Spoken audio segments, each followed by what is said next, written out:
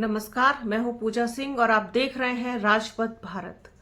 दोस्तों, समाजवादी पार्टी और बहुजन समाज पार्टी दोनों इस वक्त नदी के दो किनारों की तरह हैं, जो फिलहाल ऐसा लगता है कि कभी मिल नहीं सकेंगे, लेकिन इससे पहले वो मिल चुके हैं।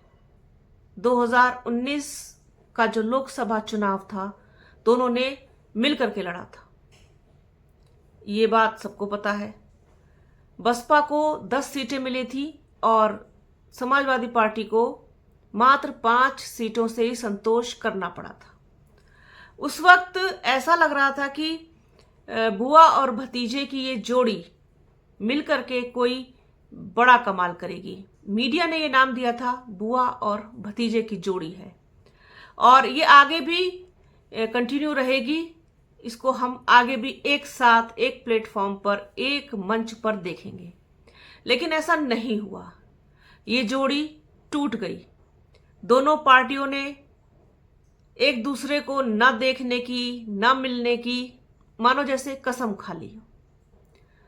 2022 का चुनाव आया, ये कयास लगाए जा रहे थे कि क्या फिर से एक बार सपा और बसपा एक साथ आ सकते हैं। नहीं हुआ ऐसा। दोनों ने अलग अलग चुनाव लड़ा। बहुजन समाज पार्टी को इसमें बड़ा झटका लगा, मात्र 1 सीट उसके खाते में आई। समाजवादी पार्टी ने काफी अच्छा किया, लेकिन सरकार बनाने से वो दूर रह गए और एक बार फिर से उत्तर प्रदेश में भारतीय जनता पार्टी की सरकार बन गई योगी आदित्यनाथ के नेतृत्व में।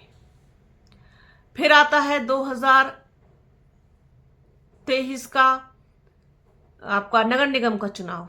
नगर निगम के चुनाव में भी बसपा ने क्लियर कर दिया कि वो अकेले लड़ेगी। एकला चलो की नीति ऐसी अपनाई बसपा ने कि वो नीति आज तक भी वो फॉलो कर रही है। अभी हरियाणा को अगर छोड़ दें, वहां वो गठबंधन में है, लेकिन इनेलो के साथ है।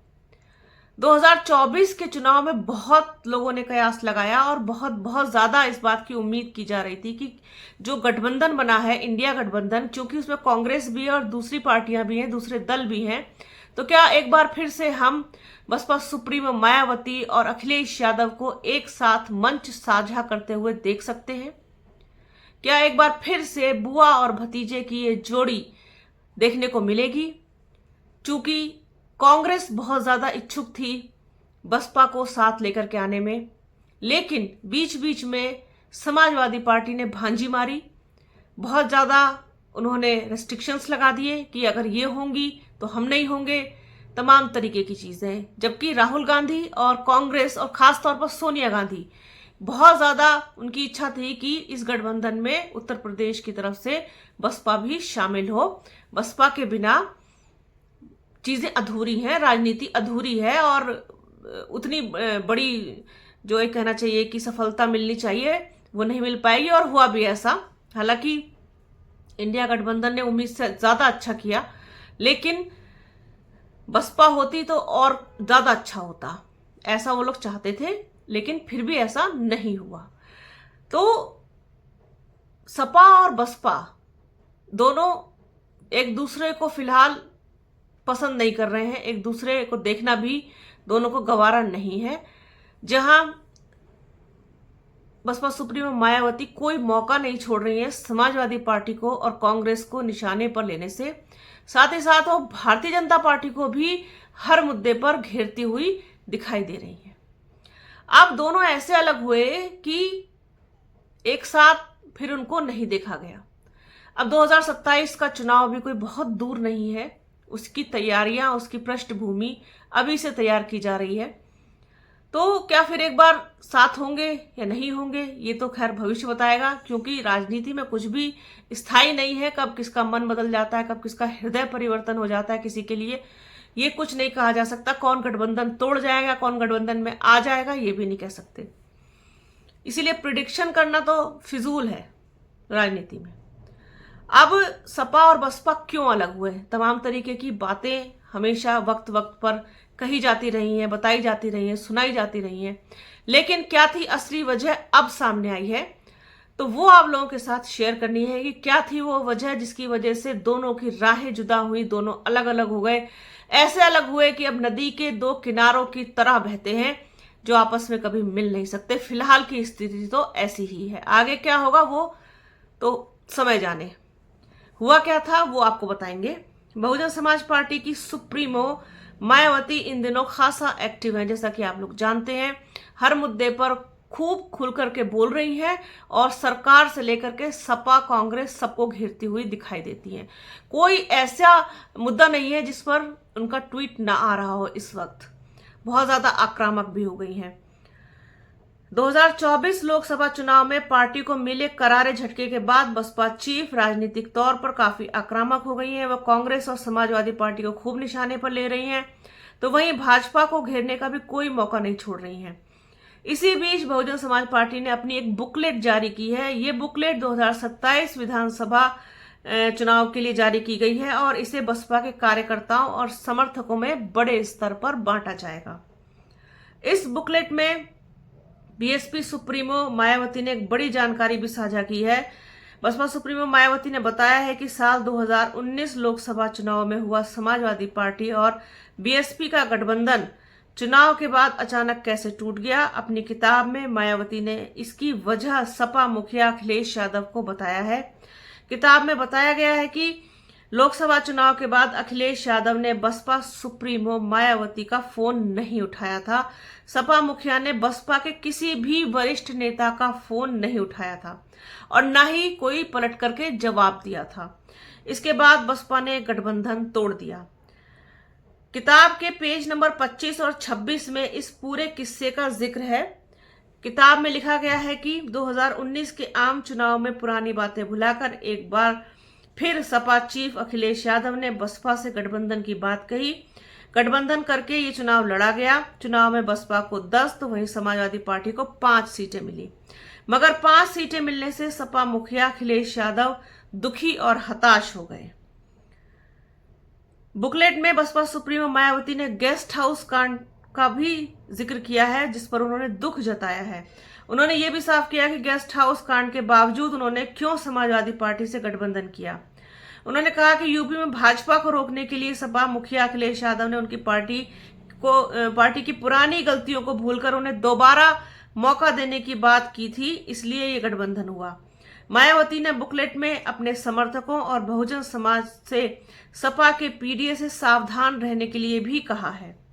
साथ ही उन्होंने लिखा है कि अपनी बुकलेट में मायावती ने कि सपा चीफ अखिलेश यादव पर कई बार सियासी हमला बोला है।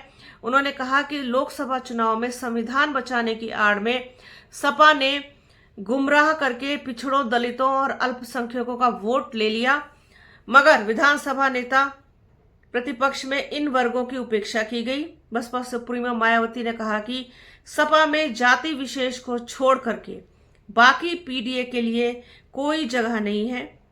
बुकलेट में मायावती ने कांग्रेस को भी खूब घेरा है। भीमराव अंबेडकर को लेकर के मायावती ने आजादी के समय हुई सियासत का जिक्र करते हुए कांग्रेस पर जमकर आरोप लगाया है। इसी के साथ बुकलेट में यूपी में बसपा सरकार 2007 से लेकर 2012 की तारीफ की गई है।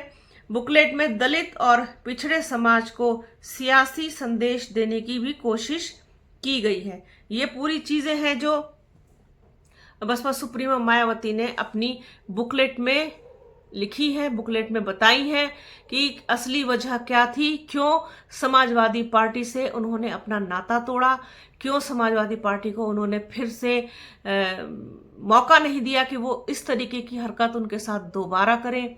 2022 का चुनाव, 2023 का नगर निगम का चुनाव, फिर 2024 का लोकसभा का चुनाव, सभी चुनावों में बसपा ने पूरी तरीके से समाजवादी पार्टी से किनारा कर लिया, ये सोच करके कि अब इनको एक बार फिर से मौका नहीं देना है, क्योंकि अखिलेश यादव ने खुद ये बात कही थी कि पुरानी बातों को भुलाकर, पुरानी गलतियों पर पर्दा डाल करके उनके लिए पछतावा करते हुए कि एक बार फिर से मौका दिया जाए, हम साथ मिलकर के लड़ेंगे।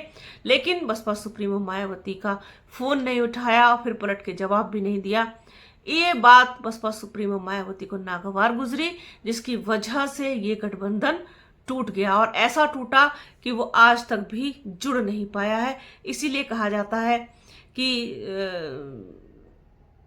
कोई भी रिश्ता बहुत सोच समझ करके बनाना चाहिए, क्योंकि रिश्ते निभाना इतना आसान नहीं होता। वो कहा है ना कि रहीमदास जी ने कि रहीमन धागा प्रेम का मत तोड़ो चटकाए, जोड़े से फिर ना जुड़े जुड़े गांठ पड़ जाए।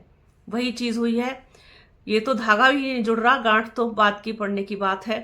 तो ये सारी चीजें हैं। और चूंकि आप जैसा जानते हैं कि राजनीति में कुछ भी स्थायी नहीं है, सब कुछ परिवर्तनशील है और बहुत जल्दी जल्दी परिवर्तनशील है, और ऐसा परिवर्तन जिसकी आपने कल्पना भी ना की हो। तो वो कुछ भी हो सकता है आगे 2027 में। हालांकि बहुत समय नहीं है, लेकिन फिर भी समय है। पल पल घटनाएं होती हैं, पल पल घटनाक्रम बदलता है, चक्र बदलता है, समय चक्र बदलता है।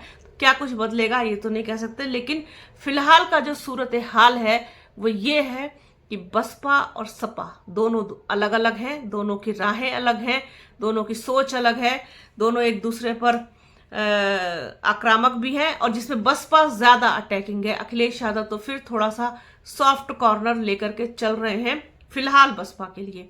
वो क्या कुछ सोच के चल रहे हैं ये तो वही बेहतर जानते होंगे, लेकिन बसपा फिलहाल कोई और मौका नहीं देना चाहती समाजवादी पार्टी को। तो ये थी एक जानकारी, एक खबर जो आप खबर क्या जानकारी कह लीजिए आप तक पहुंचानी थी। बने रहिए हमारे चैनल के साथ। हमारे चैनल को लाइक कीजिए, शेयर कीजिए, सब्सक्राइब कीजिए, बेल आइकन जरूर दबाइएगा। अपना और अपनों का बहुत ख्याल रखिए। जल्द मिलूंगी आपसे एक नए वीडियो में, एक नए मुद्दे के साथ, एक नई चर्चा में। तब तक के लिए जय हिंद।